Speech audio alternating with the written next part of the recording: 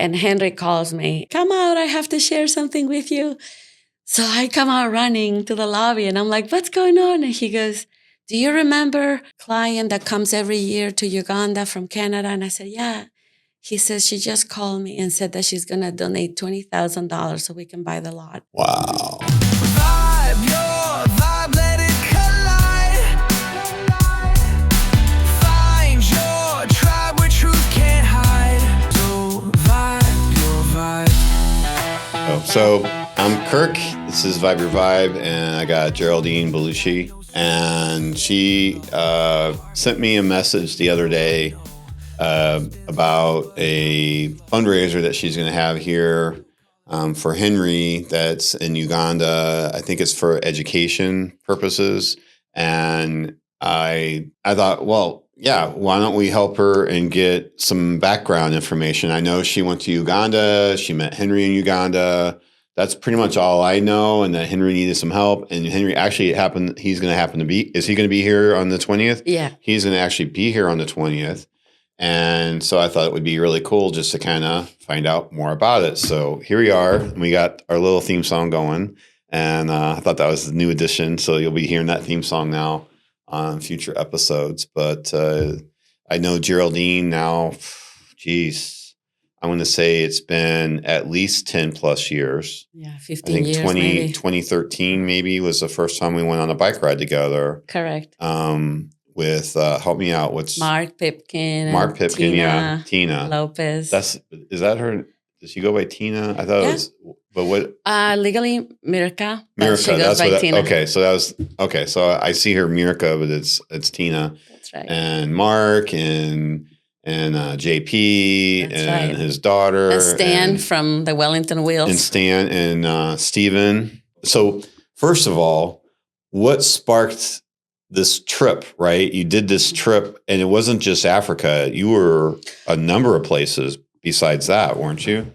I went to Uganda, and we went through basically the whole country, like main cities throughout the country. So it was a 2-week trip. And But was that the only trip you were Yes, on? Because yes. I thought I saw pictures from other countries that you had no, visited. this particular trip was just to Uganda, but we went throughout the whole country. But you had been doing some pretty massive travel, if I'm not mistaken.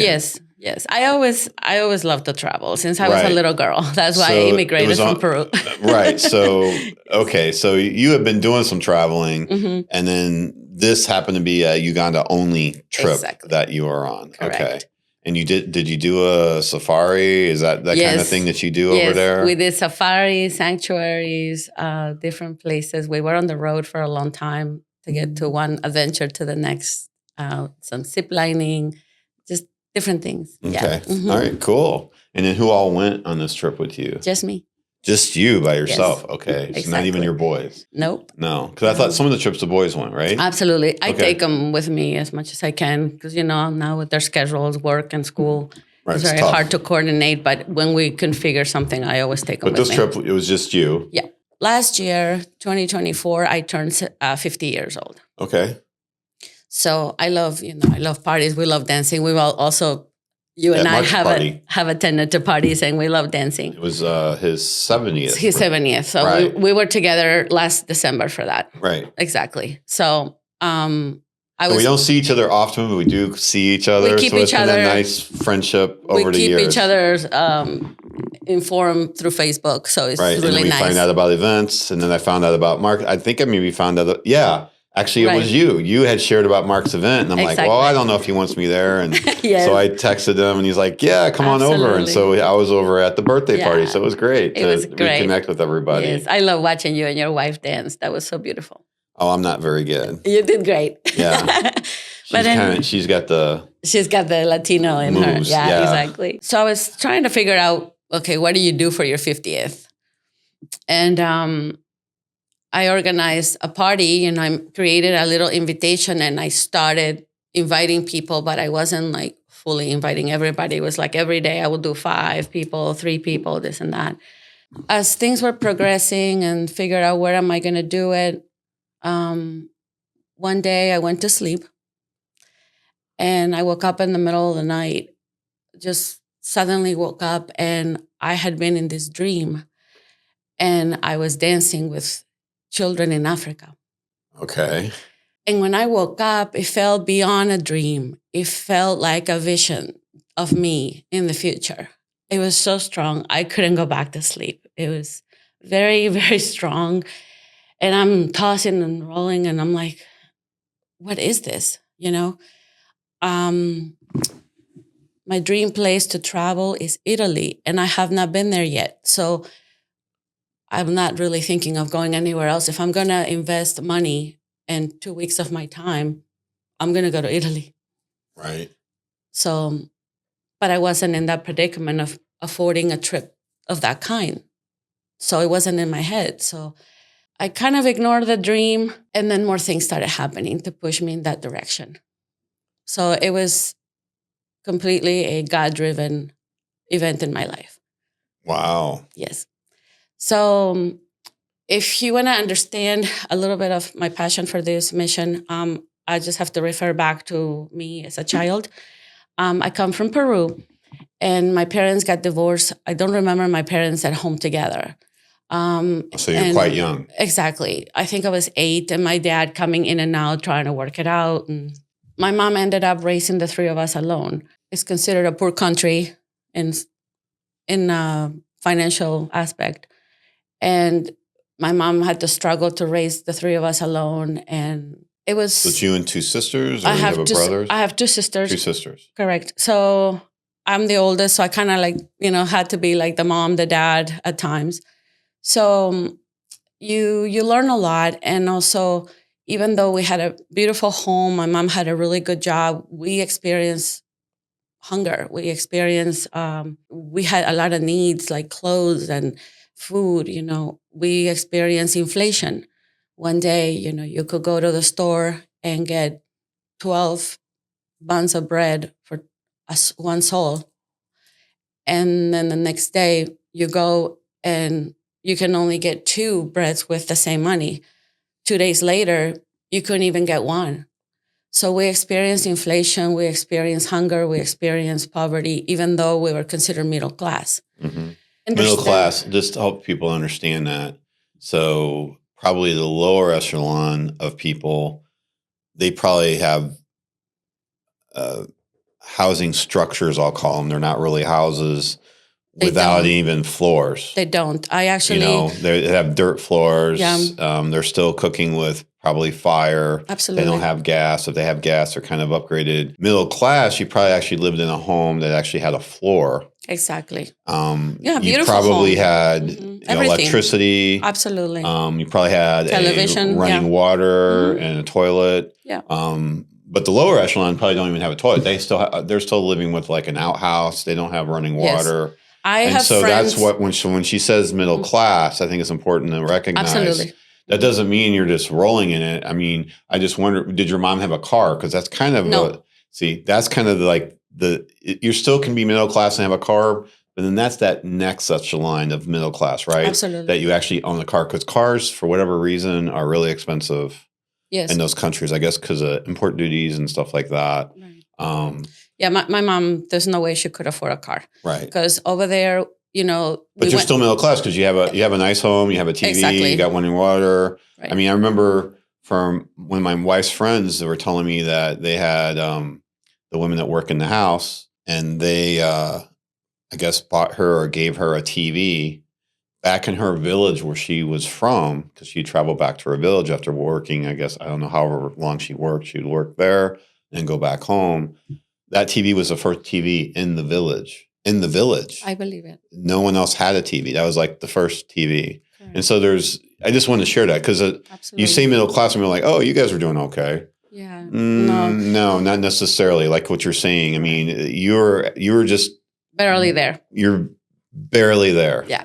It was more like a status, where we landed in that kind of neighborhood. So we were okay. But inside closed doors, we were struggling. Right. However, I mean, I'm guessing your mom probably worked hard so you could go to school. Yeah. And I'm guessing that school probably was not free. She probably had to pay for it. Right. And she probably had to pay for uniforms. Absolutely. I know you said you struggled with clothing, but then the one thing that you had to have, right, was the school uniform. Right. Because at least that's how it is in Honduras, where Absolutely. Absolutely. You'll see the kids walking in to take the bus and there was a school bus, but they're actually, and I don't know if this is the way in Peru, in Honduras, you're allowed to build whatever kind of housing structure you want on the side of the road. Like there's a certain amount of land that's designated government land on the roads. And that easement, you can build a house if you want. You don't have to buy the land. You can just go build a house. Some sections you can, yeah. You'd see kids coming from those houses. So these people didn't have enough money to buy land, Exactly. right? And they're doing whatever they could just to have a structure there. But yet those kids, they were going to school and they had their school uniforms on. Exactly. And we were responsible for washing those uniforms, for pressing them.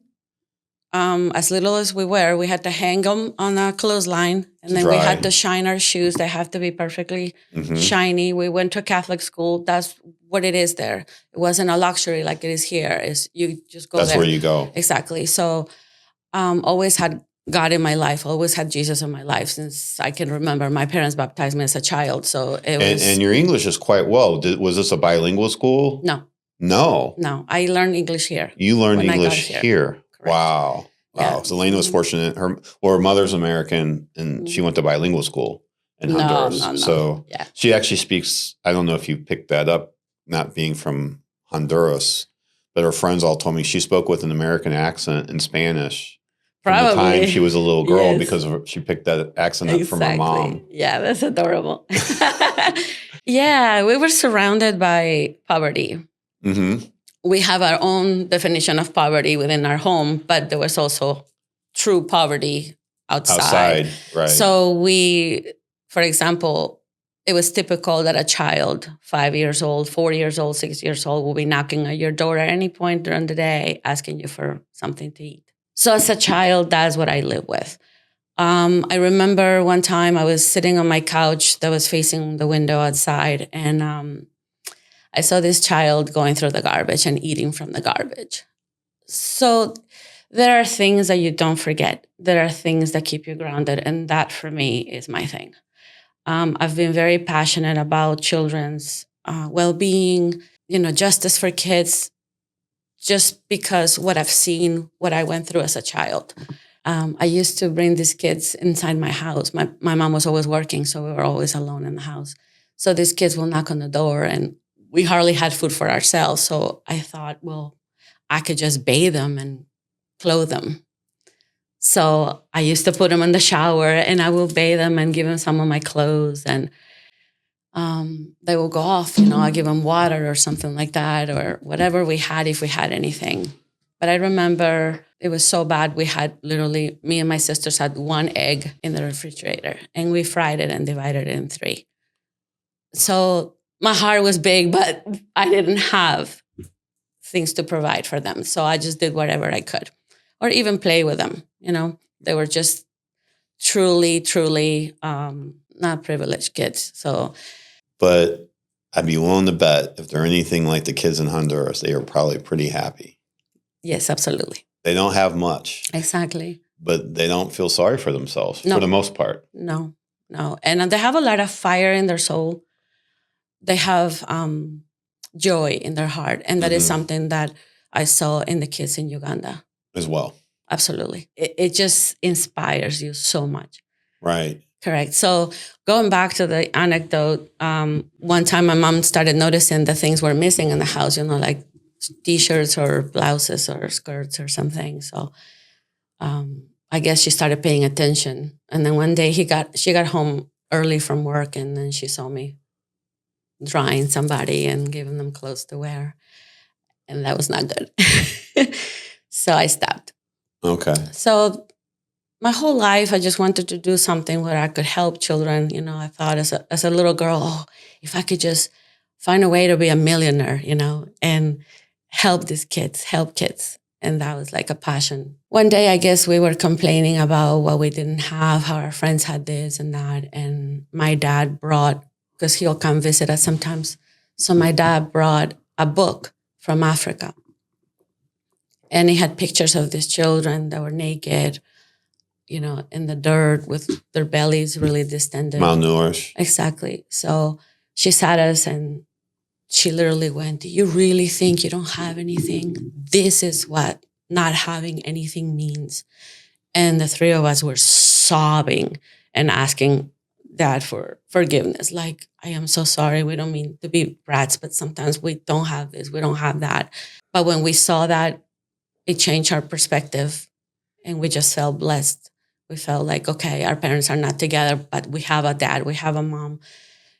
Yeah, we don't have much, but we have a beautiful home and we each got our own bed to sleep, even though we share the bedroom with three, all of us in one bedroom. So we started becoming more appreciative of what we had, even though we lacked a lot. So fast forward, life gets real and, you want to pursue these dreams, but reality sets in and you can't be a millionaire. So I become a nurse. I immigrated here when I was 19 years old. And then, I learned the language coming here. I used to be a nanny. I did housekeeping. I did whatever I had to do. And then I went to school at night to learn English because there were schools that were free. And I used to watch TV and listen everything. I literally submerged myself in everything that I could so that I could learn English. And fast forward, I got married. I have kids. So that dream kind of faded away or got tucked in somewhere.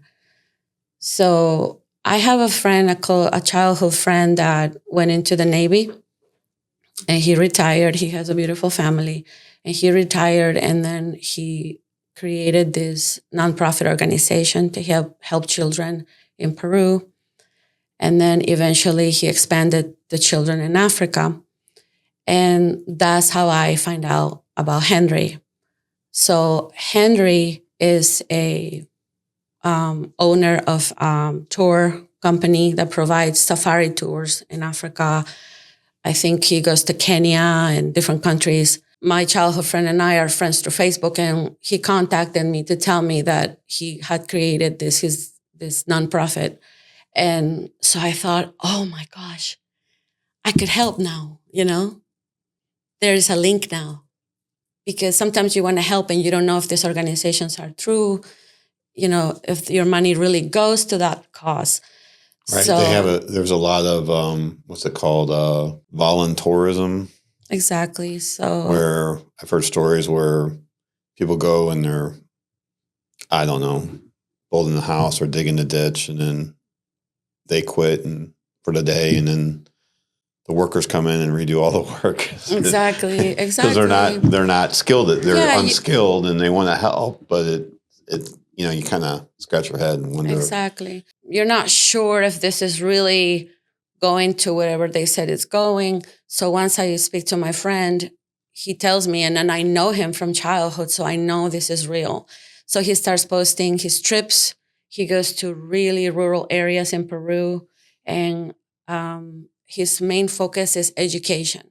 He went through a lot of kind of soul searching on where can I teach a man to fish kind of idea. Absolutely. So I can give them everything, but if I teach them, if I educate, right, now they can take care of themselves. Exactly. If we educate these kids, they'll go on to wanting to be more, to have a career even, and get out of that state of poverty. And, these kids are getting into drugs or getting pregnant at a young age and diseases and, so I became very interested in helping him as much as I can. So, I would start advertising. Being Peruvian is absolutely. Yeah. So he's organized online events, raffles and things, or sometimes it's just, there's his webpage where we donate, or I tell friends to donate, because when the school year starts, he brings books and pens and,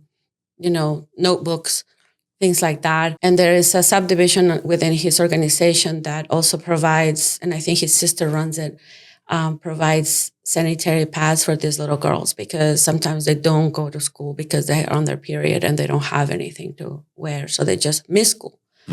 So there is a section. Things that we don't even think about. One day I see on Facebook, whoa, he's in Africa, and I was like, oh my gosh, that's incredible. This is before your dream or after your dream? Way before. Way before your dream. Yeah, this is way before. Then Henry's in the picture and I see them driving together, and he's doing some tourism as he's working and learning about the area. And so they become friends and they become sort of partners to a degree. They meet at a midpoint where they learn about each other. How Henry is also very passionate about children. And in Africa, it's very common, like a young person in their 20s or their 30s, they just take children and they just kind of raise them. So they just help Because they them have nowhere to go. Exactly. These are children without parents. That is just kind of. Are these children without parents, or Right, maybe with parents, but the parents Exactly. can't take care of? They're struggling just to take care of themselves. They can't Exactly. take care of the child. So Right.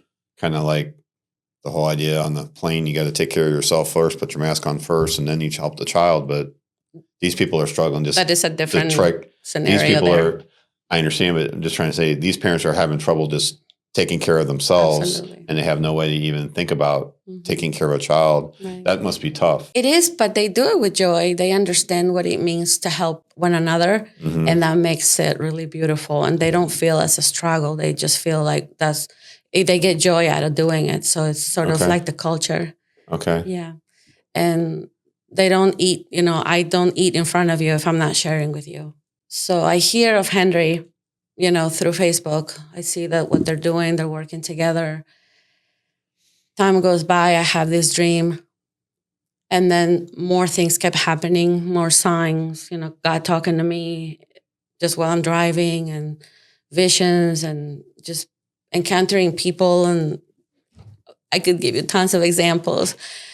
So finally it got so loud that I said, okay, I'll So go. your party didn't happen? Canceled. Canceled the party. Right. So I said, my first thought is like, how much does it cost to get there? Like, I have no idea, like, do we even have the money to do this? And I heard him saying, I will provide. So little by little, I started doing extra shifts and putting money aside. So, In what year is this? This is last year. I went 2024. January 15th. I left for 2 weeks. My birthday was January 8th of 2024. So Okay. it's been over a year. But so this is the year before that I'm planning for this. So Right. 2023. So once it got loud enough, and I was basically convicted to do this trip, I got a message from Henry out of the blue when this is all happening. This is like another sign. Another sign. So he messages me on Messenger, and he says, "Hey, I see you're friends with Rick, and I just wanted to tell you that I'll be more than happy to show you around. If you ever want to take a trip to Uganda, we'll be happy to have you." So it was another thing, and I was like, so I finally contacted him. And I said, hey, I told him the story, I was doing this party, and now I think I am supposed to go there. And he goes, why? I said, I don't know. I just know that I have to go. So how about we make something fun out of it while we discover what it is? He goes, who's coming with you? And I said, the funny thing is, I have a lot of friends. I have family. I have my sister who I love traveling with, and my kids. But I said, for some reason, I was told I have to go alone. I had been through a lot in the last 4 years before this trip, or 3 years, because I got divorced during COVID. So I experienced a lot of losses. My mother-in-law passed away, and she was like a mother to me. So I guess, I kind of put on my big girl pants and, just was on survival mode this whole time. So God pulled me away from all that, because he knows I just get busy. I just love being busy. And so this was his way of taking me out and just let me enjoy and find peace with my new life and other things that I discovered there. He says, okay, so nobody's coming with you. Okay, great. So what do you like? And so I told him I like the water. He tried to find out what my personality was like so that he could make a trip for me. So I just told him, I said, you know what? You do what you think. I've never been there, so anything that we do is going to be great. Right. So he planned a beautiful trip. It ended up to be just me, him, and he hired a girl, Safina. So Safina was the driver, basically, and he was my tour guide and me. So okay. We went on. Wow. Yeah. Cool. So I literally have flashbacks about it. Still, they're very vivid. It was a wonderful experience. I highly recommend people to go there. Obviously, spending 2 weeks with these two people, we became very close. We bonded, and we learned a lot about each other and shared a lot about each other. And we found a lot of common things because of our upbringing. I learned that Henry is very passionate about education and helping children. And one night, we were by this fire pit after dinner, and the three of us are just sitting there. And he shares with me that God told him to build a high school. So he looks at me, he goes, I have no idea how I'm going to do that. I don't have that kind of money. And I said, that sounds exactly what I said when God told me to come to Africa. I don't have that money. How am I going to get the time off from work? It's just me. I'm my only supporter. I said, that is exactly, and here we are. So I said, if he's telling you to do that, just get started somewhere. And I said, me on my end, I will help you with anything I can to make this possible. Mm-hmm. I don't have much, but whatever I can do, I will do. This is my third event that I'm organizing for this mission. Last October, I thought everybody loves my chili. So I cooked a bunch of chili and I told everybody. And some people came and ate in my house. Some people picked up containers and went and took it home. And I made $1,200 out of my home in just a period of 4 hours. Well, not counting my cooking time. Right. So it was wonderful because it was also a way of promoting the mission, talking about Henry and the school. And so a lot of people were finding out. So that was another way of helping. And then about a month ago, I don't know if you saw on Facebook, so I have two friends that helped me with this, and we did a garage sale. No, unfortunately, Facebook. You don't see everything anymore. No, yes, you don't see the stuff that you want to see. Because I advertised it all the time. Right, and, but it doesn't hit my feed. It doesn't. I hardly see anything about Mark. And I know Mark posts all the time. It's like you have to actually remember and go and look. I mean, maybe, I wonder if there's a setting that's like you can start, I need to set people as maybe, I think, is there a close friends? I don't know. You know what I'm saying? Yeah. Like a close friend setting so that you make sure that you see, because it's the people that post daily. I'll see that. Mm-hmm. The people that post all the time, that's always coming through on the feed. But if you post something, because you don't post often, well, it gets lost in all the noise. And this has been a challenge about this event because I've been posting it, and then when I text people personally, like you, you say you didn't see it. I never saw it. So I only saw it because you texted me with the flyer. I've been getting the same response from everyone. It's very frustrating. It's frustrating me as a marketing guy, absolutely, because I'm trying to help people get the message out, but at the end of the day, I think the way they've set this thing up is it's a pay to play. And if you don't want to pay, you're not going to play and you're not going to get your that makes a lot of sense. I wasn't really putting that together, but it makes sense now. Yeah. Yeah. Because you can post all you want to, but it's really about maybe building a small community where they like and comment and share. And I think if you get enough people to like, comment, and share and express to them how important this mission is to you, they'll most likely do that. They'll have the empathy to go, okay, yeah, I need to comment, and share on it. And that will help amplify it. But without that, it just falls flat, unfortunately. It's funny you use the word empathy because that's the name of the school. Okay. Empathy High School. Empathy High School. Exactly. So does he have land yet? I mean, how far is he going? So basically, I was there, and I think I was a few days away from my return date. And Henry calls me because we had already said goodnight. And he calls me, come out, I have to share something with you. So I come out running to the lobby, and I'm like, what's going on? And he goes, do you remember a client that comes every year to Uganda from Canada? And I said, yeah. He says, she just called me and said that she's going to donate $20,000 so we can buy the lot. Wow. So I got to witness that. I got to witness that. So we were just while you were there, exactly. And he was questioning, exactly. I don't know how I'm going to do this. And out of the blue, yes, he gets $20,000. Absolutely. So he went on. And that was how much he needed to get the land. Exactly. And she knew that because he talked to her about it. So he's going to have a little presentation for everybody so they understand what this is all about. Absolutely. So this is how this whole thing unfolds. I return home, and we keep in contact because now we're friends. And so the goal was to. This is 18 months ago now. Exactly. Or a little bit more than 18 months ago. Exactly. So looking back, it's been pretty fast how much they've advanced. thanks to the donations. I think the goal was to open the school February 3rd of this year, but they weren't able to finish the bathrooms, so they didn't allow them to open. So all these kids were very disappointed. Everybody was so looking forward to start.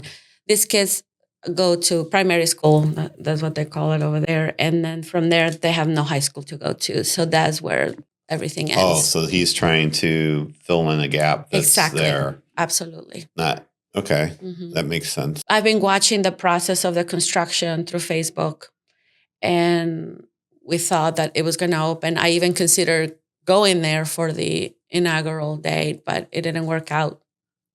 So the goal is to open the school this 2026, February 3rd. That's when school starts over there. Okay. So that's why I've been very passionate about Trying to get- collecting more money, whatever I can. So what's the shortfall? What do they need in order to get open? Actually, I don't have an exact number, but they're close. They're closer now. I can get you that information. But Okay. yeah. So anything that we give, But my friend so from where China, what, so where are they at? So they're closer to get the building done. Do they have, because there's lots of things when you get ready to put a school together. I mean, absolutely. you got So furniture. this is obviously an ongoing thing. Mhm. Exactly. Mhm. You've got teaching materials, books, Teacher salaries. Teacher and- Yeah, I don't know how salaries, that really works. probably Mhm. electricity.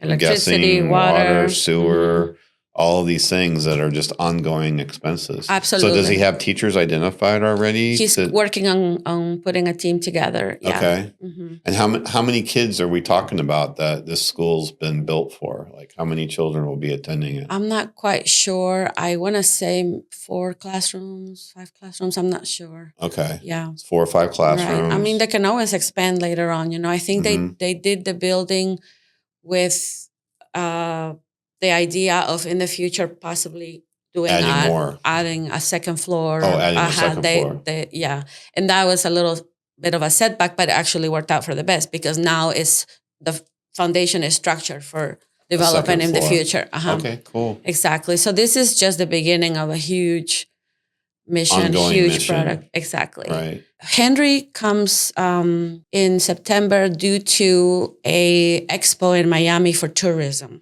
Oh, okay. So that's We'll have when to get him on my show. absolutely he'll love it. Due to that, I got the idea. Oh my gosh, maybe I can do this at the clubhouse. At the same time, And he has a chance to meet people. make a presentation and connections, connect Right. with people. So It's one thing to hear it from you. It's one thing to see some pictures. It's another Exactly. thing to meet him and actually hear exactly. directly from him who's So spearheading yeah, the it's whole interesting how one event is not just unipurpose. There's always multiple purposes to it. So it's really neat how you look back and you go, oh, so and so met because of this event, and now they're working together to help, and it's just incredible. It is. It's Yeah. total. I've had a lot of that experience for myself in the last 6 months. Oh, that's beautiful. So it's just amazing That's how beautiful. things just kind of Yeah, I have work out. one friend that I texted and I asked her to call me. She FaceTimes me late in the night one night, and I told her, hey, I'm doing this. She lives in Jupiter, and she says, oh my gosh, I'm not only going to go, but I'm going to tell my church. She says, by the way, have you heard of this ministry? And I'm like, no. So she sends me a contact number with a picture, and it's the map of Africa. I was like, no, I never heard of them. So I forward it to Henry, and he goes, wow, I'm inspired. They're amazing. So come to find out, they've been doing missionary work in Uganda for the last 12 years. And they're going to be my guests thanks to this friend that I reached out. And I thought, if people don't come, even if I get them together. make a connection. So Right. he's looking forward to meeting them. They're a couple, Okay. and they'll be here. So that's just one of the things that has come. And then your friend that has the mission in Peru, is he going to be able to make it? I don't know. You don't know. I yet. don't know. I haven't had a chance to. So where find does out. he actually? He lives in lives? Texas. Oh, he lives in Texas. Uh-huh. Okay, so he's not local. But he's he- originally from Peru. We're both from the same town, from Oh, from Trujillo, the- Peru. Hmm. How do you say it? Trujillo. Trujillo. Mhm. Okay. Yeah, it's on the West Coast. I mean, I recognize the name. That there's lots of Trujillos yes. around. Oh, definitely. Yeah. I want to say there's a Trujillo in Honduras. Santo Domingo also. Yeah. Yeah. Hmm.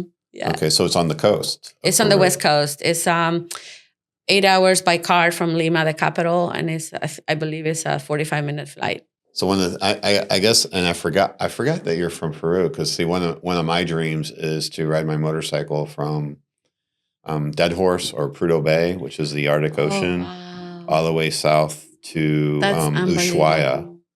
And so, yeah, I have to get with you so I can get help to get through Peru. I can give you numbers of my family so they can get me to the right show places. you around and send you to the next point safely. Right, exactly. I don't know how much time I'll have. Although I want to see, isn't it in Peru where they have, what's it called, Nazca lines. Yes. Yeah, I'd like to see that from an That's airplane. not far from the capital, from Lima. It's in Ica. Yeah. Mm-hmm. And then you're pretty close to, is it Bolivia? Am I right? Yeah. Is that geography right? Bolivia? Yeah. And that's where Machu Picchu's at? No, Machu Picchu's in Peru. Oh, Machu Picchu's in Peru. Right, but you got in Bolivia, we share the Titicaca Lake. That's what I'm thinking. Exactly. Yeah. Okay. Because that was my idea, and I guess that's going to have to be maybe when Elena's not working full time. Right. Is so that she would be there to kick me off. And then we would meet maybe, at some other nice juncture in Alaska. And then I want to go through Banff. Wow. And then she would meet me there, and then maybe meet again like in Mesa Verde or something in Colorado. And then, I don't know, maybe someplace in Mexico, like, Monterrey or Mexico City. And then amazing. Obviously I'm going to want to take a break in Honduras and maybe take my motorcycle by ferry over to Roatan and spend some time there to rest. And then I don't think I'm going to deal with the Darien Gap, though. I don't think I'm that brave. I think I'll probably... I didn't hear good stories about that. Yeah, I think although there was a Dutch woman that went through there. I came with blonde hair, Dutch woman, young woman. She goes by Itchy Boots online. Wow. And she went through there, which I was like, man. Courageous. I don't know that I have that. I think I'm going to take a ferry from Panama and go to you surprise Colombia. yourself. You surprise yourself. And during this type of trips, you learn about yourself. And then there are situations that place you in that kind of mood where you want to challenge your limits. Well, we're getting ready to go over to Spain. Wow. And she doesn't have the time to hike the Camino de Santiago, but we're going to bicycle it. So maybe I'll join you. That sounds incredible. I've been wanting to do this. September. Oh, that's too soon. At the end of September. Yeah. Wow. And we're going to go over, and I've been through London once, just flying through, and we're flying through again, but we have I want to say it's like an 8-hour layover, and she's like nervous about it, but I want to go to Ace Cafe. It's like a motorcycle. It's honestly, it's nothing real fancy. It'd be like going to, I don't know, one of those coffee shops in downtown West Palm, or the local, the one I'm talking about, the local one. I forgot the name of it, but or going to the old Key Lime House, or something. It's nothing. I don't think going to Ace Cafe is necessarily that. I mean, they have one actually in Orlando that's related. Right. But just something I'd like to do, and then maybe see some of the sites, and then so we got a short layover, and then we go over, and we're going to be in Paris. We can't decide. We fly into Paris, and I was trying to have one full day. She actually wanted 2 full days. I think you should do 2. Yeah. 2? Well, that's what she says too. Yeah. And then we take the train to the beginning of the trail, get our bikes, spend the night, and then do the trail. We do take one extra day in the Rioja area, the wine area, so that we can go visit the winery. And then we go all the way to Santiago, turn in the bikes.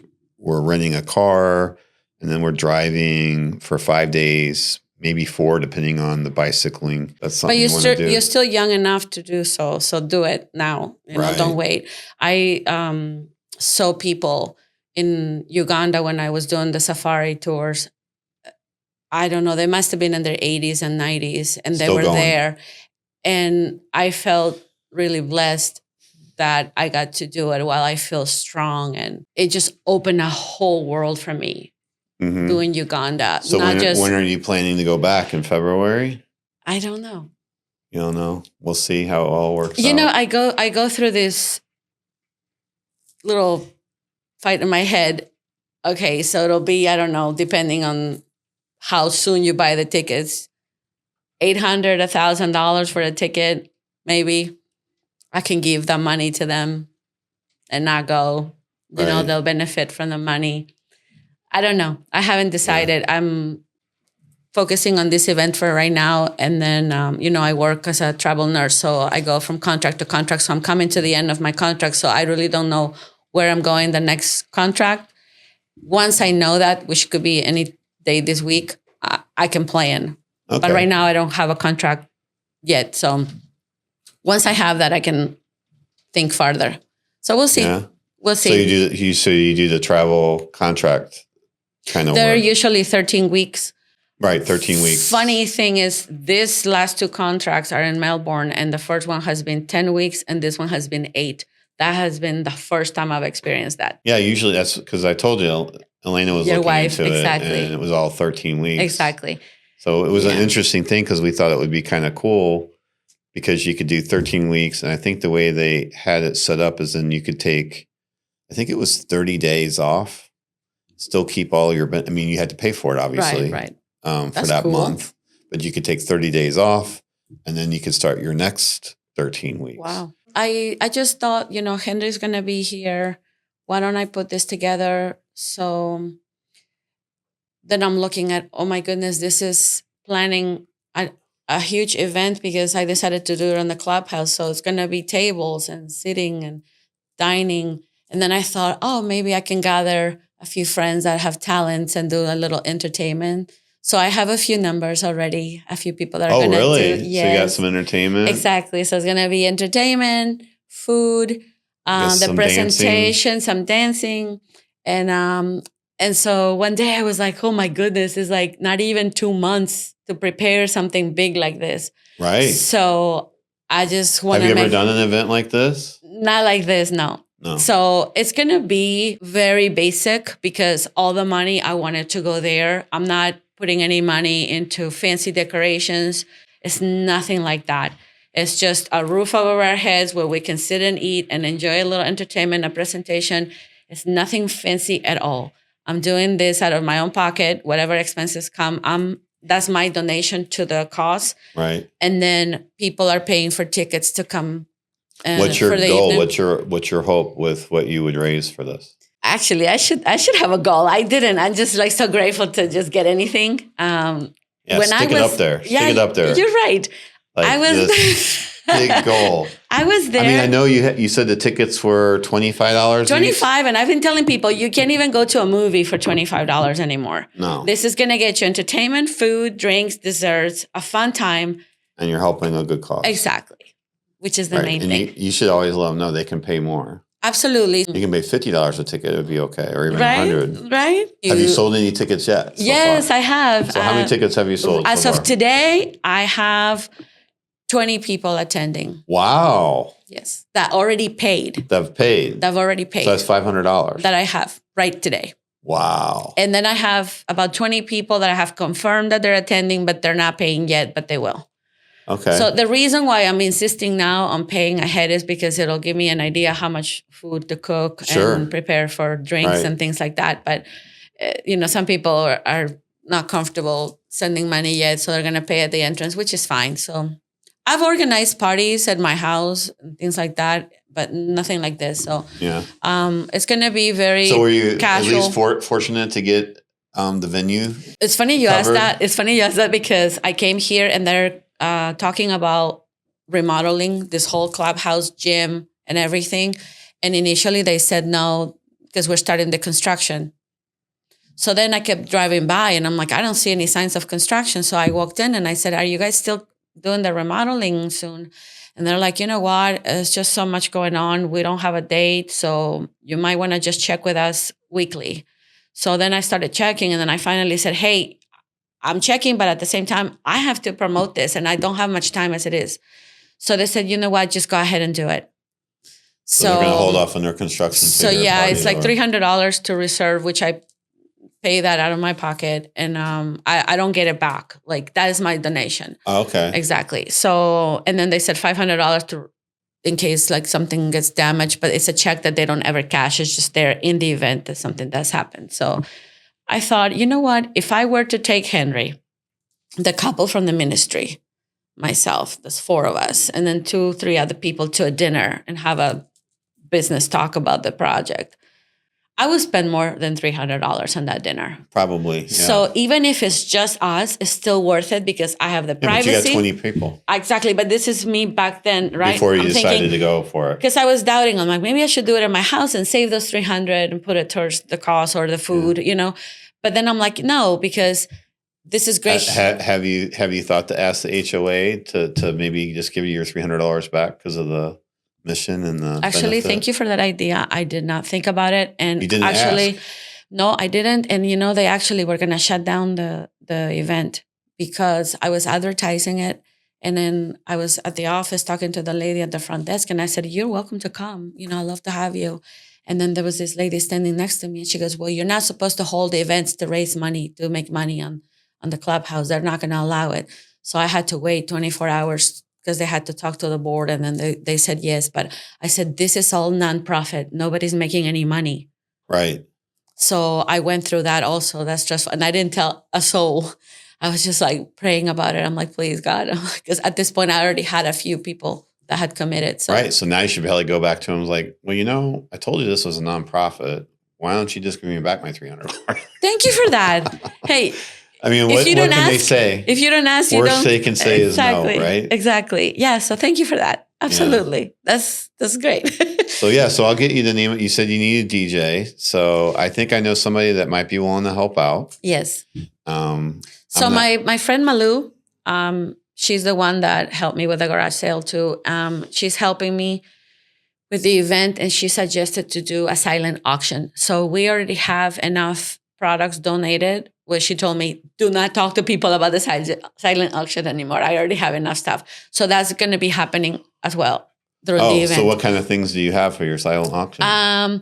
So I have a little gift basket with coffee and a gift card for Carmela's coffee shop. Okay. Across the street is coffee from Costa Rica. It's delicious. Okay. I have 2 gift cards for my friend's chiropractor for 2 sessions or some percentage off for chiropractor. I have the moving squad. One of my friends, the whole family owns the company. So I think they're putting a package for me for some percentage of the move, and includes a number of people, like 4 people. So how many people can attend this event? I think the capacity is 120 or 140 is the capacity. Wow. Mm-hmm. So you're already kind of running thin on, you're already what? Almost people? half. Almost half. Yeah. Yeah. Yeah.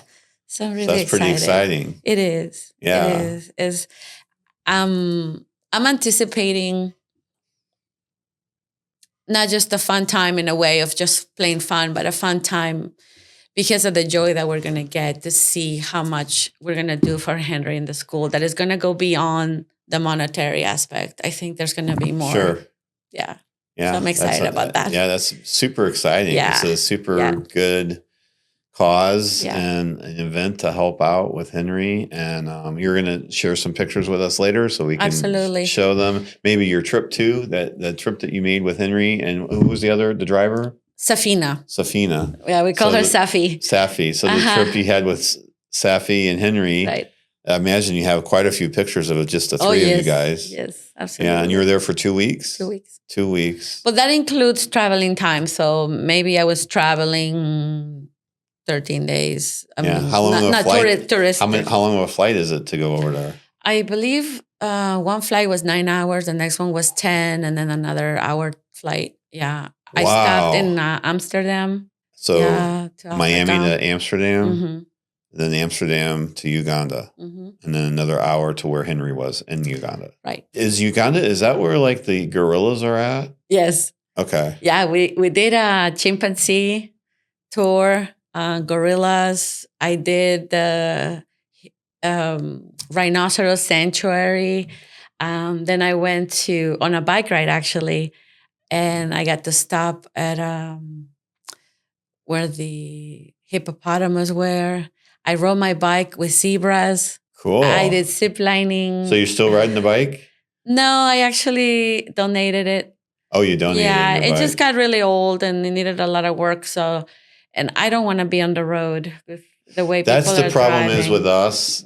So I bought a Lena mountain bike. Mhm. And so now we don't ride on the road anymore. Mhm. The road has gotten, I mean, you already know Mark's friend got hit that time on the way. I he was hear a riding lot of to, accidents. I think up in Claremont. the fact that, people are texting now, it makes it even more dangerous. Right, it was already bad when It we was were already doing bad, it. and then the But texting. the texting just gotten out of control. Yeah, I'm considering actually getting a mountain bike and do trails instead. Or a gravel. Exactly, because I do miss it.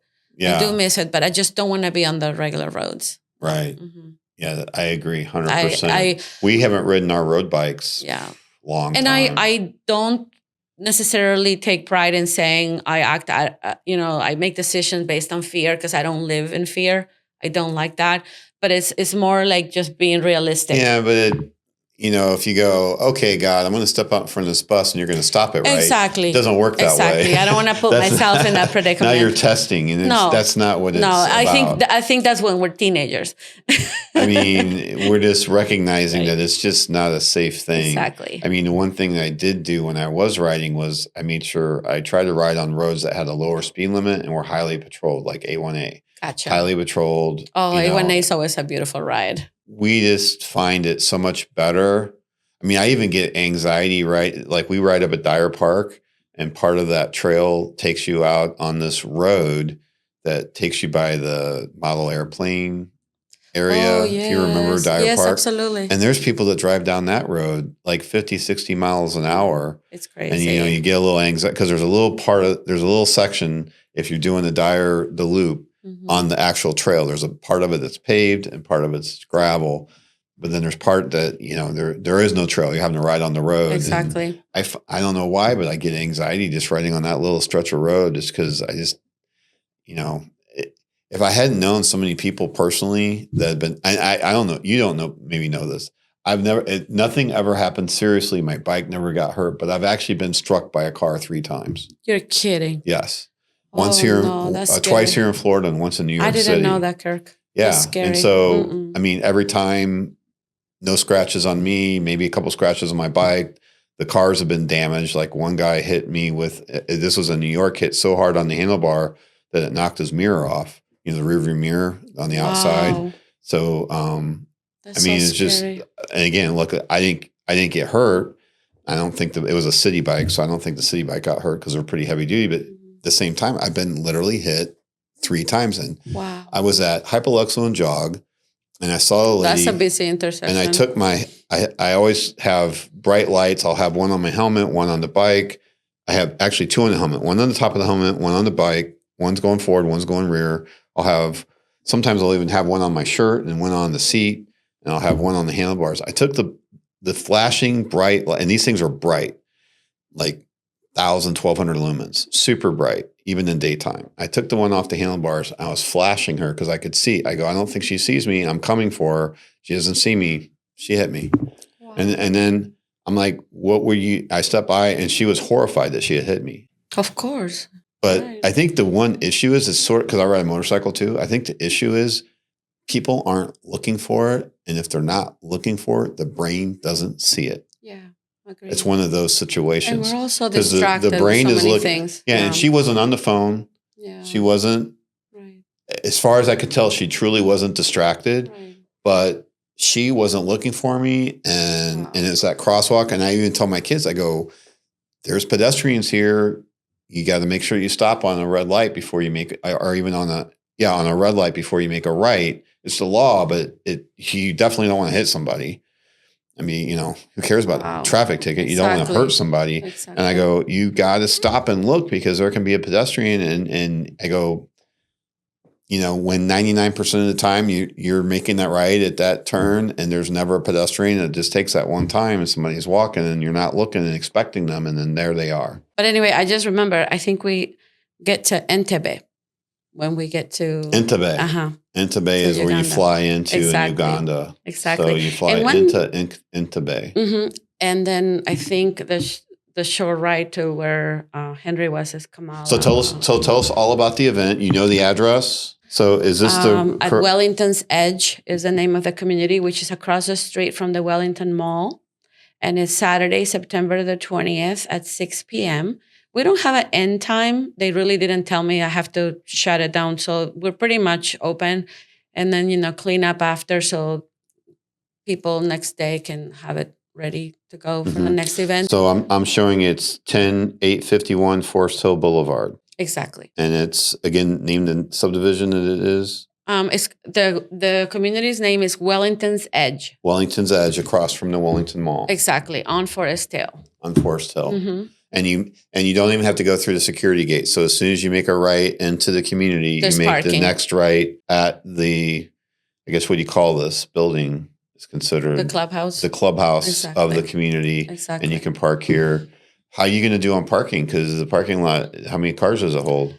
I think I counted like 50. So I'm going to talk to my son and see if maybe a couple of his friends can wait and see if it gets full. They can put it in the mall parking and just, walk back.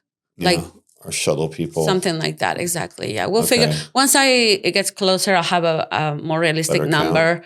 Wouldn't that be Yeah. great, though, if you ran out of parking? Yeah. I'm looking forward or to hit that. the maximum I want to have that capacity. problem. Yeah, that'd be a good problem to have, right? Yes, definitely. Yeah, we're definitely excited. Henry knows that I'm talking to you today. Oh, great. So, I can tell him maybe if When you does he can get come. in? I believe the 15th. So he'll be in Miami until the 19th. We pick him up. And what event is he going to be at? He's at the Miami Expo, the convention center. His tour company is Henjo, Hengo, African Safari Tours. Henjo. Henjo. Hengo. Hengo. And he is the founder and CEO of his mission for the school. So it's actually henjosafaris.com. Exactly. Is that look right? But for the school, there is a link that you can provide probably About on the our bottom. charity. So here we go. Or henjosafaris.com. Correct. And then he's got a link here about their mission. Hold on. So when you go to the link, there is a number for the amount of money that they need for the whole cause. What's the name of the charity? Empathy School. Empathy's Children Initiative. Exactly. It's Empathy Children. Okay. So I've been telling people to pay through Zelle for their entrance to the event. What I normally do after the event, we gather all the money. I count it with my friends. Like I never counted by myself. And then we, in front of them, make a transfer directly to the link from this event. I don't have per se like a QR code for my event. So they're just paying me directly. If I continue. And this talks about all the same things that you were talking about, Exactly. the sanitary pads, the women's empowerment. Here's the school, building the school. Okay, so here they are. So now we know. And they'd like to get to $176,000 Correct. for this high school. So Geraldine has raised $1,115.29. That Look was at from that. the garage sale. That's from the garage sale. That was last month. last month. Wow. Yeah. Geraldine's got another one, 1,263. Is that the chili? That was my chili. See, looky here. He got a 4,000 anonymous donation. Wow. A $10,000 donation. But I just He's want to getting point there. out something important. When I was there on vacation, I had $100 that was given to me by Tina. Okay. It was my present for my 50th. Uh-huh. She treated me to breakfast the morning of my birthday when I turned 50. We met in Jupiter for breakfast. And I told her, I didn't really share with people that I was going to Africa. I surprised a lot of people because I didn't even believe it Yeah. myself. Came out of nowhere, right? Exactly. So Tina and I were having breakfast and we were about to say goodbye. And she hands me $100. And she says, that's for you to treat yourself and just buy something nice or whatever you want to do. That's my gift to you for your trip. So I had $100 because remember, I paid for my whole trip. You know, Henry put a package for me and he told me how much it was going to be. Right. It's then- inclusive, right? Exactly. It's the whole thing. Yeah. So every month I was sending him money. So by the time my trip came, I didn't own anything. And he said, you don't need to bring any money. Your meals, your transportation, everything is ready to go. So Right. And I really had no money to bring anyway after all that. But so Tina gives me $100, and that's pretty much what I, went with. I kept thinking, like, what can I buy? Like, I don't need anything. I'm just so happy being here and everything that I have. I feel so blessed. So Henry tells me, there's children that are sleeping on the floor. So we bought 3 mattresses with $100. Each mattress was $30. So I just want people to understand that even if they cannot attend to my event, they can donate $5, $10. It goes a long way. Mm-hmm. So $30 will buy a bed. Yeah. It was quite emotional because the kids came with their parents to thank me for the mattresses. It was just so, the tours were incredible. The safari was unbelievable.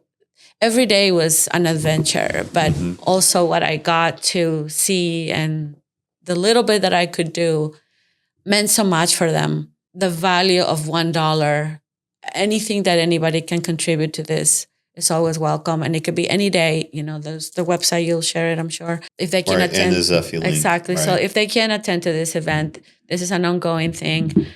Right. $10 to spare, it will go a long way for them. So I'll share the website again is empathychildren.org.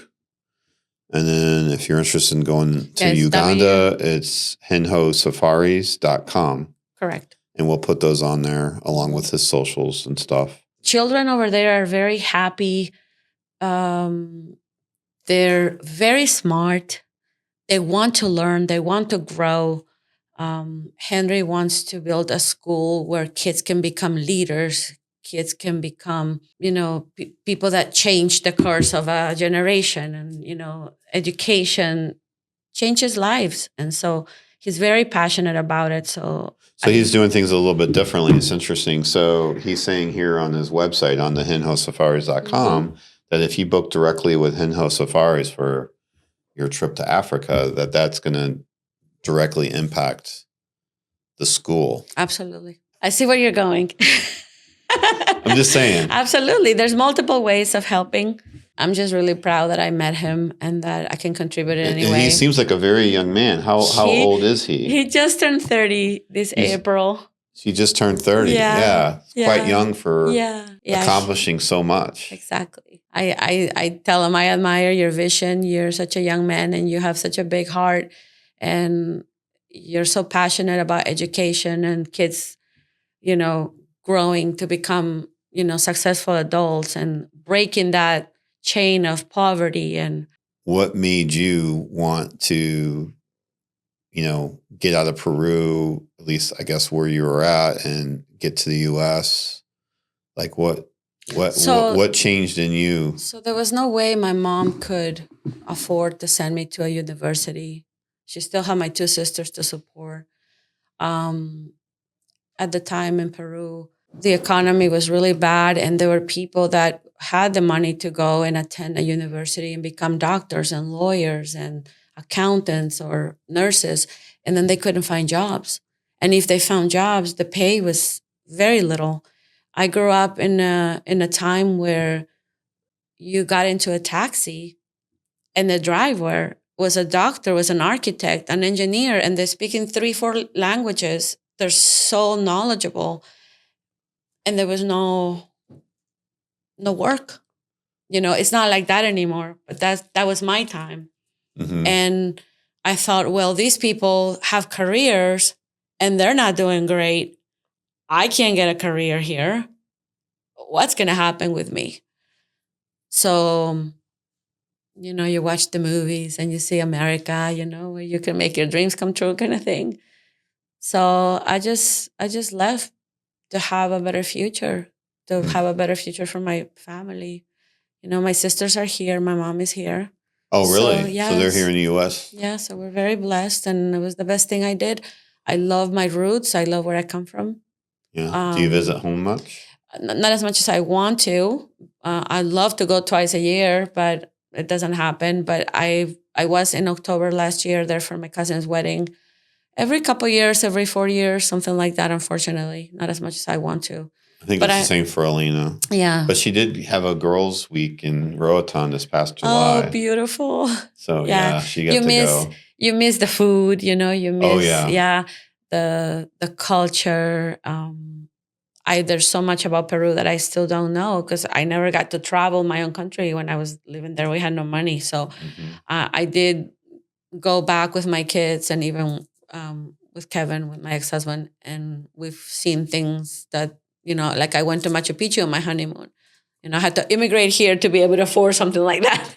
You know, I haven't taken my kids to Machu Picchu, but that's a goal that I have. Yeah. I guess you said it in some ways. You saw these people highly educated that should be having good careers and they're not. And I guess that's one thing, but I think it's another thing that you just wanted to better yourself. Definitely. And I didn't want to be codependent on anybody. I didn't want my moms to have the burden of having to support me. And what drove that? I mean, were your sisters the same way? Yes. Yes. So all of you. Yeah, had I think in Peru people believe in, you know, your self-worth and how can I contribute to the community? How can I better myself? You know, it's I think it's part of our culture. Every Peruvian that I've met here owns a business or, you know, did a career, and, you know, we take pride in being good citizens and growing. Mm-hmm. I think we have that fire, you know, and I see that in Brazilians also. I haven't met one Peruvian person here that is lazy, that is just, you know, doing the minimum. They're go-getters, they're fighters, they want to grow and help others. I had all the reasons not to do this event, you know, because such a short time to organize something like this. I don't have the money for this, for that, but as you jump, help becomes available. People start like you. I'm so thankful for this. Yeah, this is a new thing. I'm excited to connect with Henry, so I'll probably somehow connect with him. I guess through Facebook. Maybe Yes, it's the best way. I'll give him your name, and then you can find him and request him. So we can get a date scheduled, because I'm sure he's got a tight schedule there. Well, I'll shake your hand. And thank you, Kirk. Thank you I so appreciate much. this time. I hope this helps you. I We'll hope so slice too. it and dice it.